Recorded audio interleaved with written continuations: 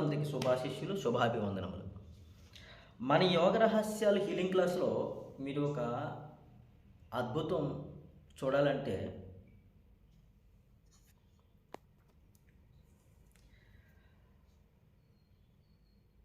ఇతరత్ర యోగ విధానాలకి మన ఈ యోగ రహస్యాలు హీలింగ్ క్లాస్లో మీకు నేర్పే యోగ విధానానికి చాలా తారతమ్యం కనబడుతుంది. మీరు గమనించాలి ఫస్ట్. తర్వాత మీరు పూర్తిగా విశ్వసించాలి. ఫస్ట్ గమనించాలి, తర్వాత నమ్మాలి, తర్వాత విశ్వసించాలి. నమ్మాలి అనేది ఎప్పుడు జరుగుతుందంటే మీరు ప్రహ్లాద టెక్నిక్లో కొన్ని వ్యవహారాలు చేసి ఉంటారు, చిన్న చిన్నవి, కొంచెం పెద్ద పెద్దవి కూడా. అవి సక్సెస్ అయినాయి మీకు చాలామంది. ఓకే, అక్కడికి నమ్మకం వచ్చేసింది. తర్వాత ఇప్పుడు పూర్తిగా విశ్వసించాలి. ఈ గురువు అనబడే స్వామినారాయణ ఏదైతే చెప్తున్నాడో అది మీరు పూర్తిగా విశ్వసించాలి. యోగ రహస్యాలు విశ్వసించాలి. ఈ దేహంతో కూడిన స్వామినారాయణ చెప్పబడే విషయాన్ని విశ్వసించాలి. ఇదైతే స్వామినారాయణ చెప్పట్లేదు, ఆయన ఈయనతో చెప్పిస్తున్నాడు, గమనించండి. తర్వాత మనము ప్రాణాయామం చేసిన తర్వాత చేసే ముందర ఏ సంకల్పాలు లేకుండా, ఏ నామము ఉచ్చరించకుండా, ఏ రూపము ఊహించకుండా కూర్చోమని చెప్పాము. అంటే ఎంతసేపు కూర్చోబెడుతున్నాము? నేను ఎంతసేపు కూర్చోబెడితే అంతసేపు కూర్చుంటాను. మీరు ఇప్పుడు మీరు ఏం చేస్తున్నారు? కేవలం పరబ్రహ్మ స్థితిలో పరమాత్మతో కూడి పరబ్రహ్మ స్థితిలో ఉంటారు మీరు. ఆ తర్వాత కేవలం మనం నేర్పే విధానంలోనే మీకు వీలవుతుంది. వేరే వేరే విధానంలో, వేరే వేరే యోగా సెంటర్లో నేర్పే విధానంలో అవుతుంది. ఎందుకంటే ఇది పరమ సత్యంతో కూడిన వ్యవహారం. ఇది పరమాత్మని యొక్క సంకల్పం. ఇది తాను నిశ్చల స్థితిలో ఉండి, కదలక మెదలక నిశ్చల స్థితిలో ఉండి, అందుకే అరుణాచలేశ్వరుడు అంటారు.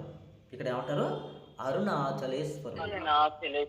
అరుణాచలేశ్వరుడు అంటే అరుణ అంటే ఉదయము, అచలేశ్వరుడు కదలనివాడు, చలేశ్వరుడు అంటే కదిలేవాడు, అచల అంటే కదలనిది, అచల, చలే అంటే కదిలేది, చలించేది అంటే కదిలేది. అచలేశ్వరుడు, అరుణాచలేశ్వరుడు సాక్షాత్ ఆ పరబ్రహ్మ స్వరూపము తనను తాను ఆనంద స్థితిలో ఉండి తనను తాను ప్రత్యక్షం చేసుకోవడానికి, తనను తాను అనుభూతి చెందుకోవడానికి, తనను తాను అందరికీ చూపడానికి, తనను తాను అందరికీ అభయం ఇవ్వడానికి, తనను తాను అందరికీ నేనున్నాను నిరూపించడానికి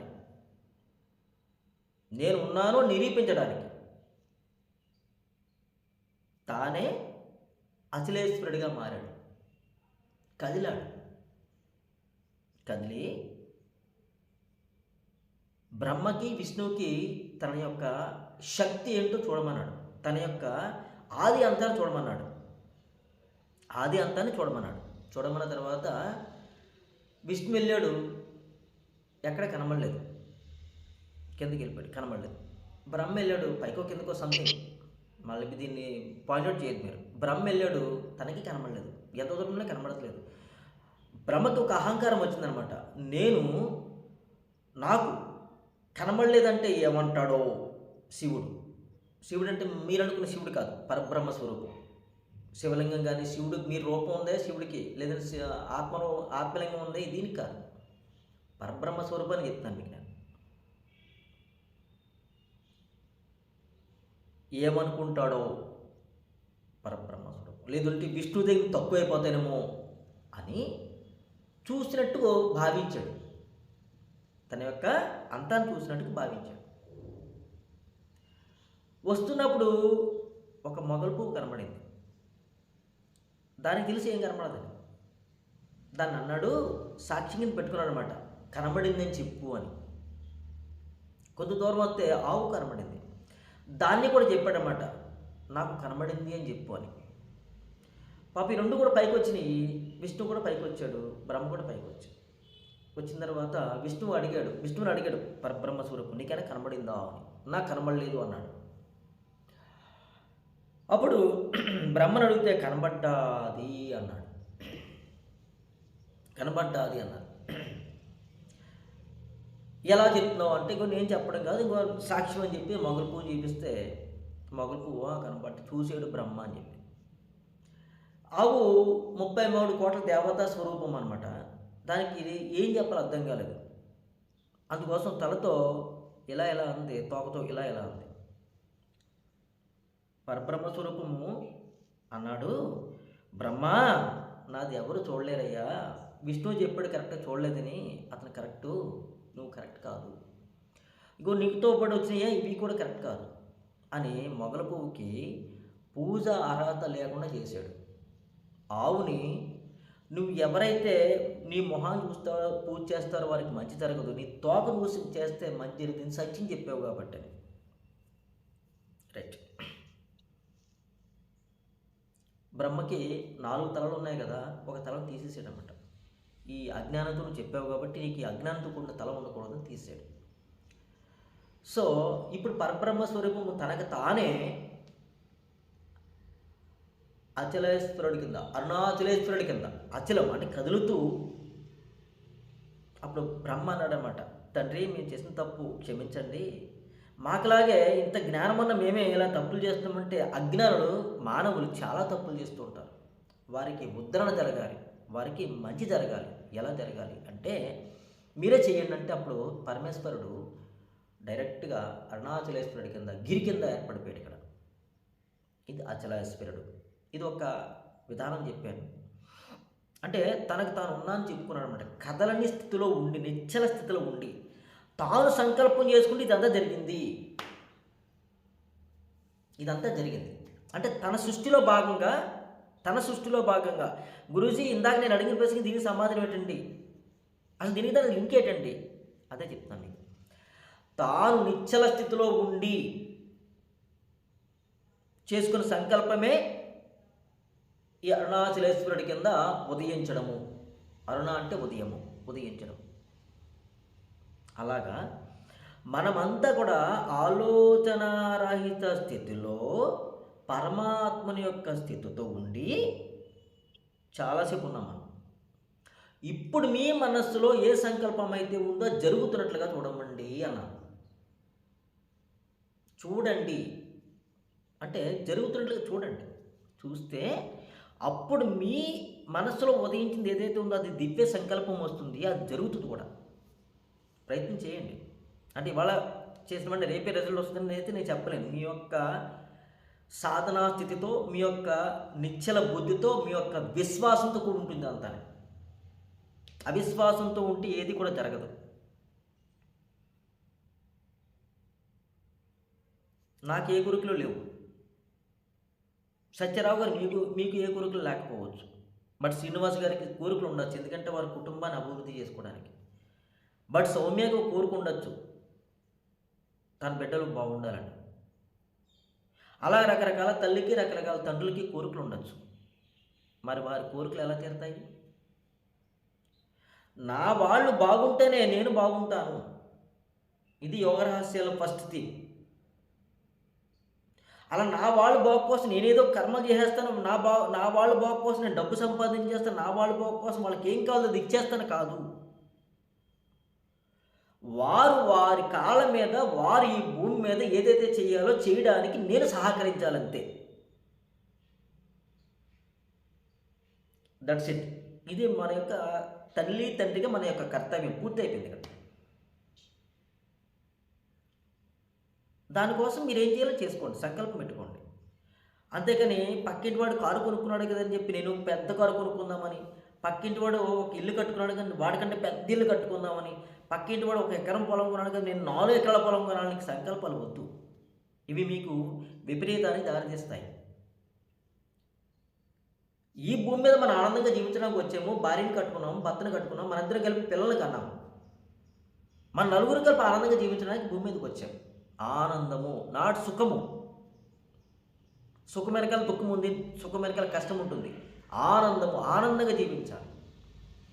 అదే పరమాత్మ యొక్క స్థితి. ఆ ఆనందానికి సుఖానికి మనకి తేడా తెలియకే మనం బాధపడుతున్నాం. ఆనందం పరమాత్మతో ఉంటే ఉంటుంది, సుఖము వస్తు వాహనాలతో ఉంటే ఉంటుంది.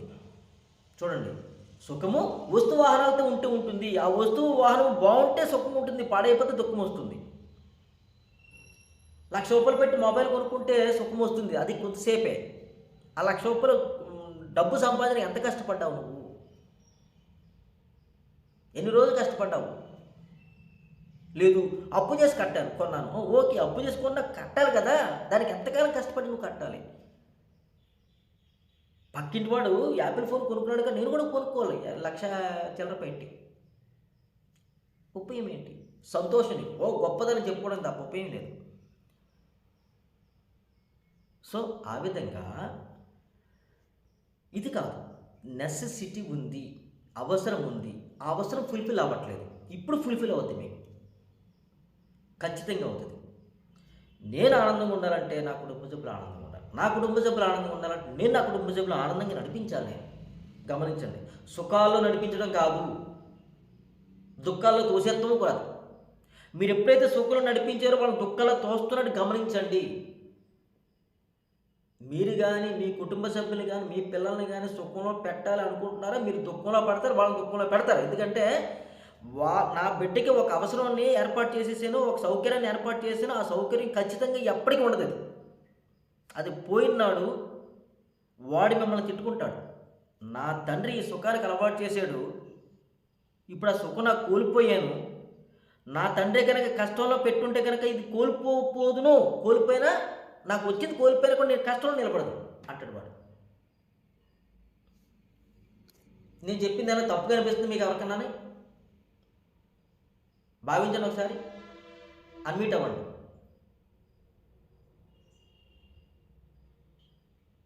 లేదు గురూజీ, కరెక్టే చెప్పు.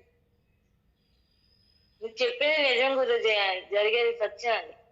నా భార్య, నా భర్త, నా పిల్లలు ఆరోగ్యంగా ఆనందంగా ఉండాలంటే నేను కరెక్ట్గా ఉండాలి ఫస్ట్. అప్పుడు ఖచ్చితంగా నువ్వు ఆనందంగా ఉంటావు, నీ కుటుంబ సభ్యులు ఆనందంగా ఉంటారు, నీ పిల్లలు, మనవాళ్ళు, మనవరాళ్ళు అందరూ ఆనందంగా ఉంటారు. ఆనందానికి సుఖానికి తేడా తెలుసుకోవాలి. ఇది ఏ సోకాల గురువులు చెప్పడం, మీకు యోగ రహస్యాలు దమ్మున్న ఈ స్వామినారాయణ చెప్తాడంతే మీకు. ఎందుకంటే ఒక ఆశ్రమం పెట్టామంటే ఆశ్రమానికి డొనేషన్స్ కావాలి, మీకులాంటి వాళ్ళందరినీ మభ్యలో పెట్టాలి, మిజ్జిలో పెట్టాలి మిమ్మల్ని అందరినీ. మీకు అది వచ్చేస్తుంది, ఇది వచ్చేస్తుంది, అది జరిగిపోతుంది, మిజ్జిలో పెడితేనే మీరు నా చుట్టూ తిరుగుతారు, గురూజీ గురూజీ గురూజీ అని. నేను పెట్టిన ఆశ్రమానికి, నా ఆశ్రమం పేరేంటి? శ్రీ స్వామినారాయణ యోగి మిషన్. లలిత, అదేనా మన ఆశ్రమం పేరు? ఏంటి మన ఆశ్రమం పేరేంటి? శ్రీ స్వామినారాయణ యోగ్ మిషన్. శ్రీ స్వామినారాయణ యోగి మిషన్లో మీకు ఏం దొరుకుతుందంటే ఆరోగ్యం దొరుకుతుంది, ఐశ్వర్యం దొరుకుతుంది, ఆనందం దొరుకుతుంది, ఆధ్యాత్మిక జ్ఞానం ఉండడంతో దొరుకుతుంది మీకు. ఇందులో కన్ఫామ్ నేను చెప్పినట్టు తూచా తప్పక చెయ్యండి.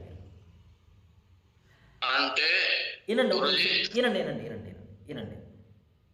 మీ గురించి చెప్పేది ఒకటి, చేసేది ఒకటి కాదు. చేసేదే చెప్తాడు. ఇక్కడ మీకేదో ఇబ్బంది ఉంది కదా, ఆ ఇబ్బందిని ఇప్పుడు నిశ్చల స్థితిలో చూడండి. నిశ్చల స్థితిలో చూడండి. నేను మీకు ఏదైతే చెప్తానో చూడండి అంటాను కదా, నేను కూడా చూస్తాను. అలా కూర్చుని చూడండి, అలా కూర్చుని నాకు సంకల్పం ఉంది, నా సంకల్పం జరుగుతున్నట్టు చూడాలి. చూస్తున్నాను హాయిగా ధ్యాన స్థితిలో నాతో నేను ఉన్నట్లుగా చూస్తున్నాను. ఎప్పుడు ఇలాగే చూస్తాను, నా సంకల్పం నెరవేరింది, ఈరోజు హాయిగా కూర్చున్నాను, ఈరోజు హాయిగానే కూర్చుంటాను, అది చూస్తుంటాను నేను. అదేవిధంగా మీకు ఏదైతే జరుగుతుందో జరగలేదు. ఒక పాప పెళ్లి చేయాలి, మీరు ఆ పాప పెళ్లి ఘనంగా చేయాలి, ఘనంగా జరుగుతున్నట్టు చూడండి.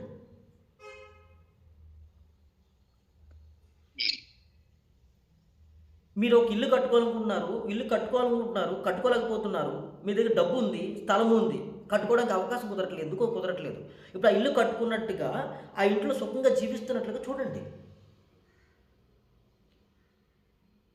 మీరు ఒక స్థలం కొనుక్కుందాం అనుకుంటున్నాను, మీ దగ్గర డబ్బులు లేవు, ఆ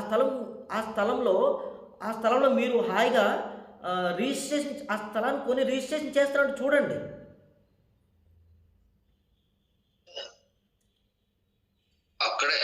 అక్కడే కాన్ఫ్లిక్ట్ ఏంటంటే ఏమీ చూడొద్దు, ఏమీ అనుకోవద్దు అన్నాం కదా. అది ముందు, మళ్ళీ మనం అదే అంటున్నా, అది ముందు.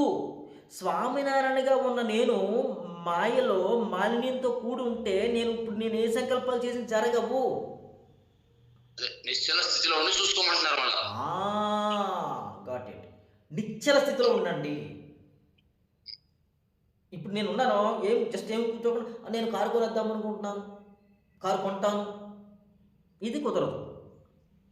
నిశ్చల స్థితిలో ఉండాలి. ఆ నిశ్చల స్థితి ఏదైతే ఉందో మన యోగ రహస్యాల్లో మీకు నేర్పబడే ఈ ప్రాణాయామం చేసినప్పుడు మాత్రమే జరుగుతుంది. అది నేను చాలా గురువుల దగ్గర చాలా అభ్యాసాలు నేర్చుకున్నానండి. వాళ్ళు ఏం చెప్పినా జరిగేవి కావు.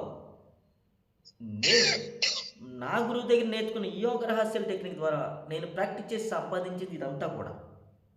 అదే మీకు చెప్తాను. మీకు నేను చెప్తున్నాను చూడండి, ఆహారం చాలా జాగ్రత్తగా చూడండి అని, చాలా జాగ్రత్తగా తినండి అని. ఒక పూట తింటే యోగి, 2 పూటలు తింటే భోగి, 3 పూటలు తింటే రోగి, 4 పూటలు తింటే పరమ రోగి.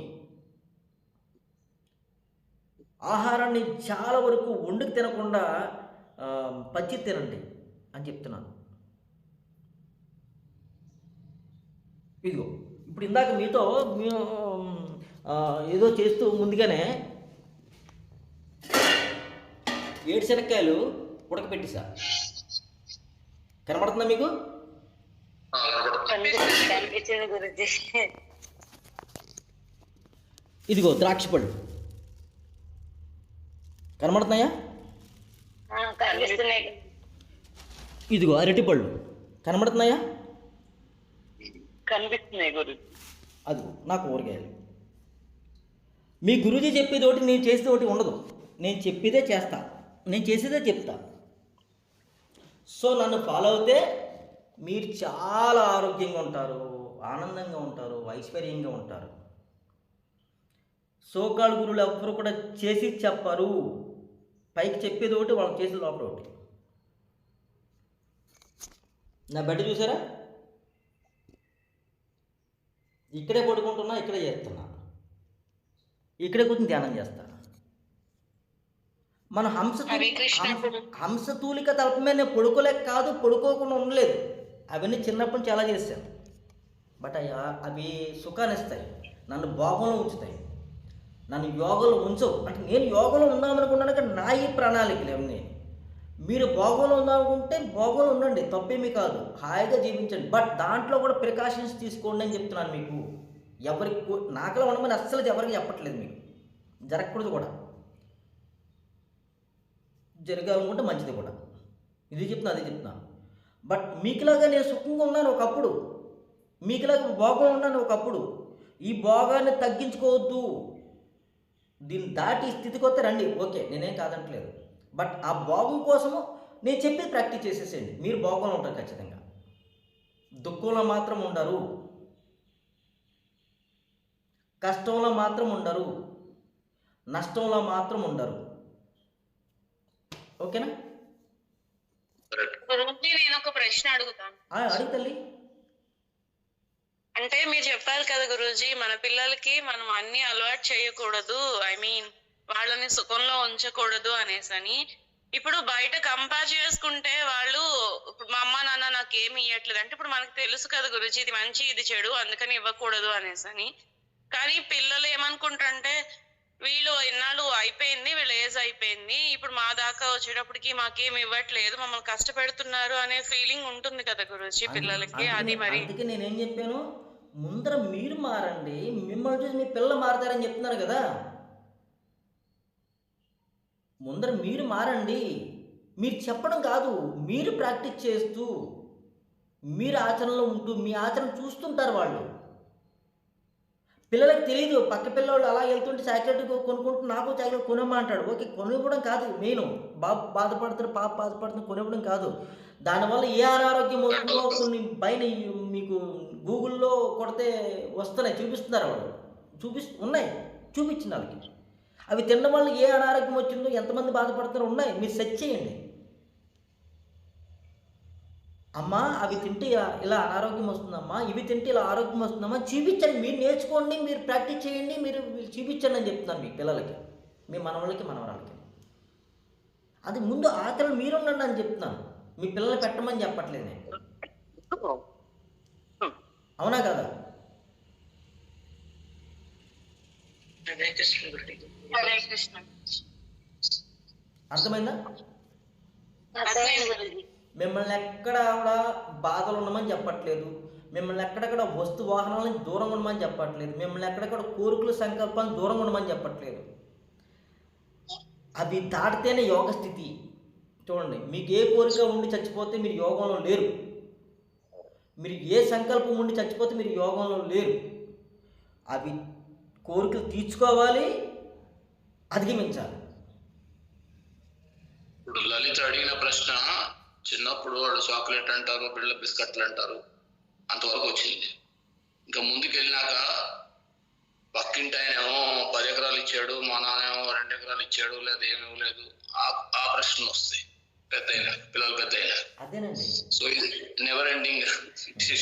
అదేనండి. మీరు కొన్ని కోట్లు మీ బిడ్డకి ఇచ్చినా సరే, మీ బిడ్డకి ఇంకొక 10 కోట్లు ఇచ్చిన తండ్రి కనబడతాడు. మీకు అర్థం కదా? మీరు కొన్ని కోట్లు వచ్చారండి. సైకిల్ లేనోడికి సైకిల్ కొంటే కనుక వాడి పక్కన బండే తిరుగుతాడు కుర్రాడు ఒకడు. మీరు బండి కొనిచ్చిన తర్వాత ఆడు బండే తిరుగుతాడు, పక్కన ఇంకో కారే తిరుగుతుంటాడు. ఇప్పుడు కారు కొనేవాళ్ళు మీరు, ఆ కారు కొన్న తర్వాత ఇంకో కుర్రోడు వాళ్ళ ఫాదరు మంచి, ఎందుకంటే ఆ సర్కిల్ ఏర్పడుతుంటుంది. చూడండి, నడిచేవాడు నడుస్తున్నట్టు ఉంటాడు, ఆటోమేటిక్గా సైకిల్ మీద తిరిగేవాడు పరిచయం అవుతుంటాడు. సైకిల్ మీద తిరిగేటప్పుడు సైకిల్ మీద తిరుగుతూ కొన్నాళ్ళ తర్వాత బండి మీద తిరిగేవాడు పరిచయం అవుతుంటాడు, ఎందుకంటే సైకిల్ మారుతుంటుంది. అది మీ జీవితంలో కూడా అదే ఎదుర్కొంటున్నారు కదా, అవట్లేదా? నేను చెప్పేది అదే కదా. మీ జీవితంలో కూడా మీ పిల్లలకి వినండి, మంచి ప్రశ్న.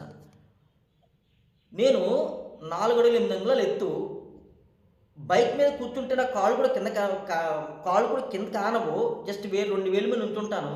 నేను నా 2 భార్య నా 2 పిల్లల్ని వేసుకుని బండి తొక్కుతున్నప్పుడు నా కాలం కర్మం కలిసి రానకుండా ఒక టైంలో బ్రేక్ ఆఫ్ చేసే టైంలో గొయ్యి కనబడిందంటే, గొయ్యి మీద కాలేసానంటే అలా పడిపోతాను. నేను డైరెక్ట్ రోడ్డు మీద కాలేస్తే రోడ్డు మీద నిలబడిపోతాను. నా కాళ్ళు బలం ఉన్నాయి. ఇప్పుడంటే బలం తగ్గినా అప్పుడు బలం ఉంది. బట్ కాకపోతే నా కర్మ కాలు సాగదు కదా, పొడుగు లేదు కదా. గొయ్యి వచ్చినప్పటికి గోతులు పడిపోతాయి కాలు, అప్పుడు భూమికి పాదం ఆందం అలా పడిపోతాను. ఆ స్థితిలో ఇదే సంకల్పం చేసుకున్నాను, నా బిడ్డలు పడేస్తున్నాను. రైట్, థ్యాంక్ గాడ్, వాళ్ళకి ఏం కాకుండా నువ్వు చూస్తున్నావు. బట్ ఇలాగే రోజు నువ్వు చూడాలని నేను అనుకుంటే తప్పు. నేను ఇప్పుడు ఏం చేయాలి? నా భూమి మీద 4 చక్రాలు ఉంటే కనుక నా బిడ్డని పడేయను కదా, ఎందుకంటే భూమి మీద కాలు పెట్టి పని ఉండదు కదా నాకు అని ఆలోచించుకొని సంకల్పం పెట్టుకుని థాట్ రిలీజ్ చేశాను. చేసిన 3వ రోజే నేను కారు నేర్చుకుని డ్రైవింగ్ స్కూల్కి వెళ్ళాను. 15 రోజులు డ్రైవింగ్ స్కూల్ నేర్చుకున్నాను. 16వ రోజు, ఆ రోజుల్లో 98లో 43,000 రూపాయలు మారుతి కారు కొనుక్కొచ్చాను, నా భార్య కూడా చెప్పకుండా.